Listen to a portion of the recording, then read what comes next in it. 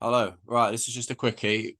Fraction of an amount, very important just because it comes up both non-calculate and calculator way. I'm just going to show you the calculator way first of all, and it is as simple as this. So you take your question, 2/5 of 20. It might say find, it might say work out, it might say calculate, all meaning the same thing, and you will literally just type that in using your fraction button and press equals, and it will then done. Obviously, if it gives you a fractional answer, make sure you then press SD so you can then give it as a value, because they will want your answer as a value rather than as a fraction. Okay, so there's the easy bit. But what we need to know now is that theory about, well, why are we doing it and how do we do it, particularly seeing as this is likely to come up on the paper too. Okay. So £10 represents everything that you've got on this first question. Okay, so if I had a circle, everything I've got is equal to 10. What I want to do now is only know what 2/5 of that is. So the first thing I'm going to do is I'm going to split this 10 into 5 equal pieces. So I take my amount and I divide it by the denominator of 5, which then gives me an answer of 2. So that means that every fifth is worth 2 bits. Okay.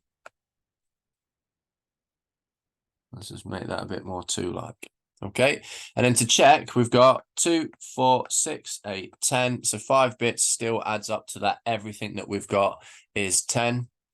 I then want to know what 2/5 are worth. So I need to know what 2 bits are worth. So effectively, I need then double what 1/5 is worth, which is then equal to 4. So my final answer there is 4. On this sheet that I've put in there, so my answer is 4. And then I then look at the top screen, and then the number 4 then represents the letter C. Okay, so in the letter C. It should then spell out, I think you have to rearrange it, 2 Pokemon. Okay, which goes back to that age-old joke of how do you get Pikachu on a bus? You Pokemon. Woo! Right. Same process again, this time where you've got 3/4, 2/3, or 3/5. It's the same every time. So this time for question B, everything I've got is 32. So I'm going to split that 32 now into 4 equal pieces. So 32 divided by my denominator of 4 gives me 8. Okay, so 8, 16, 24, 32, double checking it. And again, 8, 16, 24, 32. So I now know that 1/4 is equal to 8. I want to know what 3/4 is worth, which means I need to multiply that by 3, which means I need 3 lots of this 8.